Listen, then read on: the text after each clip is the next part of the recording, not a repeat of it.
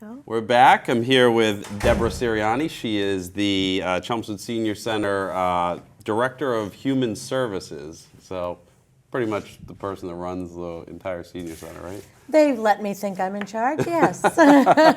Sometimes.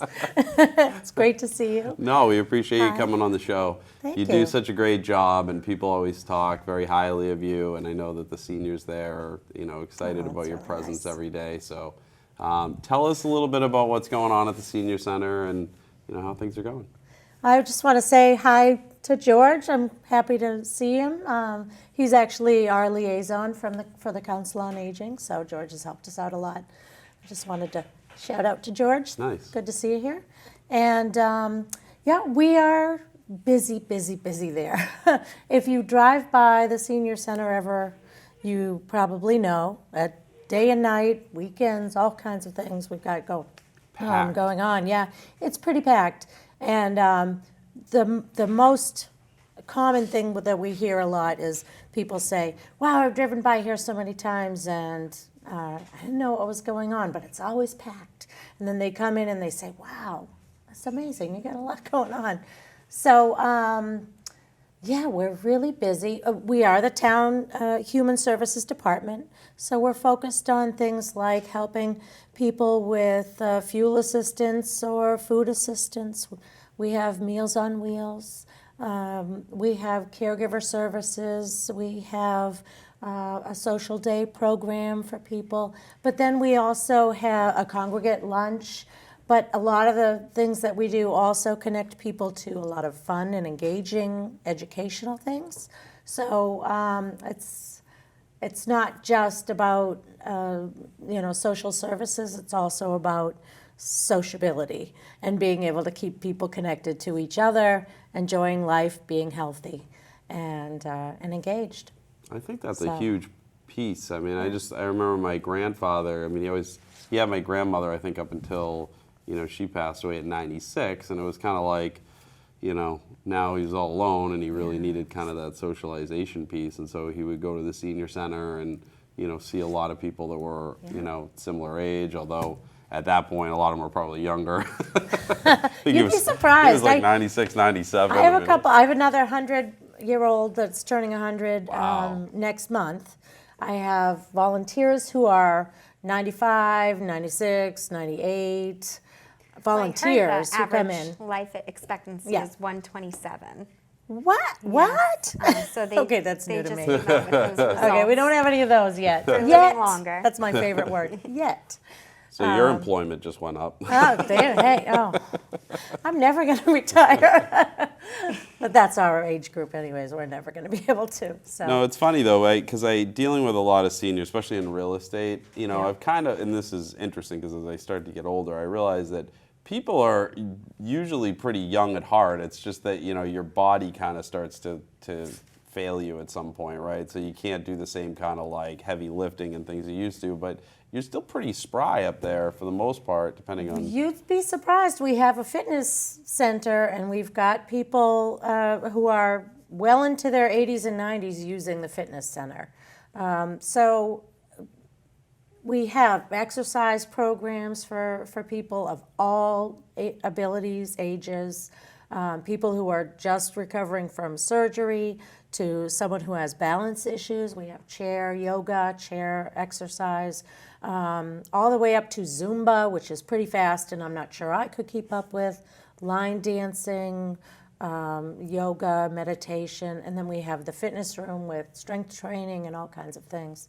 So because seniors are 60 all the way up to, well, theoretically 127, we'll just say to 100 and something, who we're serving, they're not the same generations, are they? They're like a 60-year-old. Their mom or their grandmother might be a senior at our center as well. So, yeah, we're serving the whole spectrum of generations of seniors. Wow. Yeah. Now, what time does the hall usually open in the morning?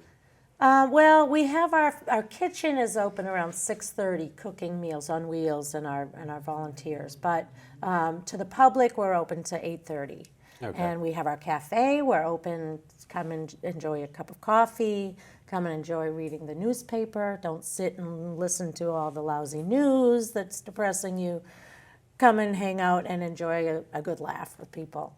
And or meet some new people, meet people that you used to know maybe in town that you bump into again.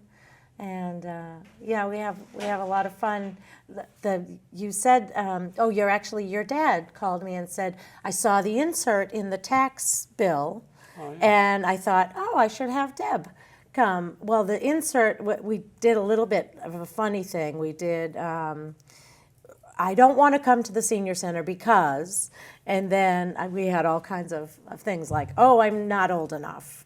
Well, we have people from 60 to 106 or whatever. And or isn't that all women over there? Aren't they just knitting and playing bingo? Well, it breaks a lot of the stereotypes and the stigma around aging when you walk through our door. And we like that. We have a lot of fun. I think my biggest thing is even if you're older and you've been experienced in life, you're still walking into a new environment, right? Mm-hmm. So what are there any sort of icebreaker type things that you do to help if somebody's coming in, just have coffee and try to socialize? Their way to help them meet new people? Actually, yes, we have newcomer tours that we run. So anybody who has never been to the senior center, just give us a call ahead of time if you want to set up a tour, or we will find a volunteer or a staff person to walk you through, let you know what's going on.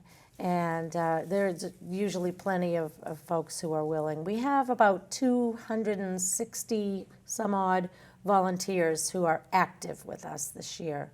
And many are seniors. Some are teenagers from the high school. Some are somewhere in between, all in between.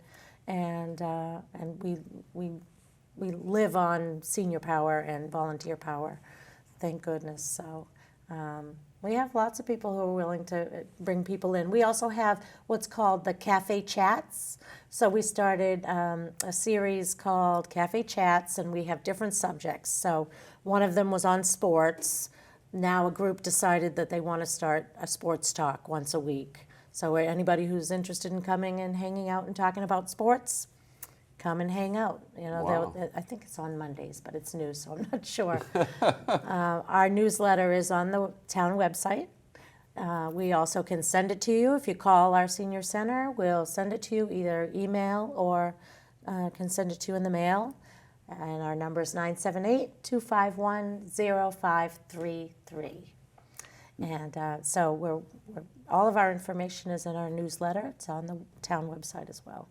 Now, do you do lunch every day throughout the week? Or? 5 days a week, yeah. And our lunch is the best deal in town. It's a fully serviced kitchen, which is rare for a lot of senior centers. We have a full-service kitchen, so we have it made right there, fresh. It's not packaged at some other location and sent for hours, in a little TV Plastic dinner kind of thing that a lot of seniors get, and that's something they're able to give. But we get it fresh, made right there. So 5 days a week, Monday through Friday, 11:30 to 12:30. And then our cafe, we have soup and sandwich and salad on Tuesday and Thursdays, because we know people have different needs. Not one meal really works for everybody. So people have all kinds of dietary restrictions or interests. And so we have homemade soup, we have salad, we have sandwiches. It's good stuff. What does a typical meal look like? So a typical meal will be fairly traditional, a large meal like a meat, some kind of a vegetable, some kind of bread or rice or pasta, or kind of what you'd make for a dinner at home. What my mom would call supper. She grew up in Chelmsford, by the way, Stedman Street. So yeah, and then a milk. We have to actually meet certain standards, nutritional standards, because it's a Title III meal, and it's partially funded through government funding. I say partially because it's definitely not enough. But do you charge at all for the meal? Or? We have a donation requested. Okay. $2.50 for a full meal with, we usually get dessert in there too, although it's not required or funded, but then, and then the milk as well. And we ask for $2.50, that's for people who are 60 and up. And it's not required. If you can't afford it, we don't turn people away. We can't even ask for it technically. So it's just a sign saying, please, a donation would be nice. And if you don't, that's it. You walk in, you get a ticket, and you go and eat your meal. If you're under 60, we charge $4.50. So, that's Really not gouging the so under you can, 60 I folks. know, but you can bring guests, you can bring grandchildren, you can bring children or That's nice. neighbors, friends. Now, do you guys run like a bingo night or anything like that?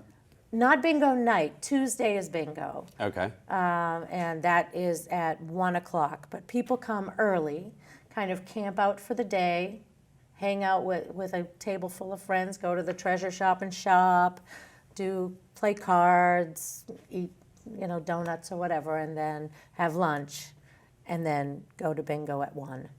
Some people make a whole day of it. Some people will just show up at 1 and play bingo. Wow. So actually, like 1:15. Now, so is that you can all? buy your stuff. Is that all in the hall, or? It's all in the main hall, same Okay. place as town meeting. I've actually never been in the basement, but there is like a pretty expansive section down there. Yeah, it's an entire floor that's in our basement, and so not under the hall, but under the rest of the building Okay. is our basement.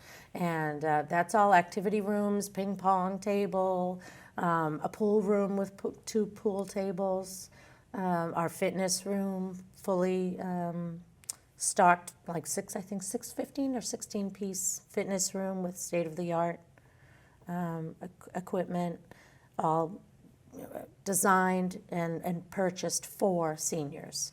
So fully accessible for people with disabilities. A wheelchair you can take a seat off of things and pull it right up to the recumbent bike. So it's great. It's really fun. Now, do you ever get any complaints that you don't have enough handicap Never parking any spots? complaints ever. Never. No. I know we go to town meeting. I go No. to take Dennis in. I'm the I'm gal like, who gets the I'm complaints. fighting for a handicap spot for him. Actually, yes.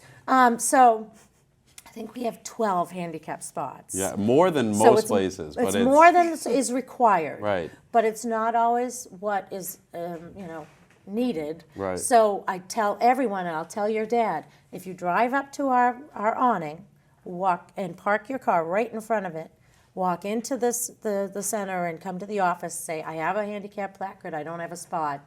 I will go out and park your car for you and go get it for you. wow. Valet service. No extra charge. I'm not going to have anybody with a handicap sticker not able to access the place. Is it just because So- he drives a Maserati, or Yes, is it? it's just his car, really. No, I wish he drove a Maserati. Donuts in the Then parking I'd lot. really take him around more often. No, but I mean, I've done that before, and I'll do it again. There's no reason to have our center if it's not accessible to people, so. It seems like a huge job. I mean, you talk about so many volunteers. How do you keep track of everybody and keep everybody kind of top spinning across the board? I don't know. It's a team. It's a team. I have an incredible staff of really caring people. And when I first got the job, 5.5 years ago, I had a little panic attack on my way home going, wow, that's a lot going on there. What am I doing? What did I sign up for? And then I said, no, it's a team. I'm not there alone. And so we have, a social service coordinator. We have a program coordinator. We have a transportation coordinator. We have people who are running the kitchen, people who are running the social day program and the companion program. So it sounds like we are incredibly staffed. Just so everybody knows, we have, I think, 25 staff members right now, but only 6.5 FTEs on the town budget. Oh, okay. So it's paid for by mostly contracts that we have with the LRTA, contracts that we have with Elder Services from the Merrimack Valley, money that we get for the formula grant from the state money. fee-based programs. So whatever fee people pay for a companion helps pay for our companion and our coordinator. So it's really not using a lot of tax money. And a lot of our job is to make sure that seniors are knowledgeable about different resources that are available out there for them too. So we have the circuit breaker tax credit, the senior circuit breaker. You probably know Very about that, familiar. right? Yep, Yeah, absolutely. it's And great. It's everyone like the should best take kept secret. Everyone should take advantage We of are it. the town in Massachusetts with the highest number of senior circuit breaker people who have taken advantage of it because we let them know. Steve Flynn's been letting people know for years and years. He's kind of good at letting people Well, that's all we have for time. Where is it located? 40, what number? 75 Groton 75 Road. Groton Road. So check it out, the Senior Yep. Center. Hope to see you there. We appreciate you coming on. Thank you.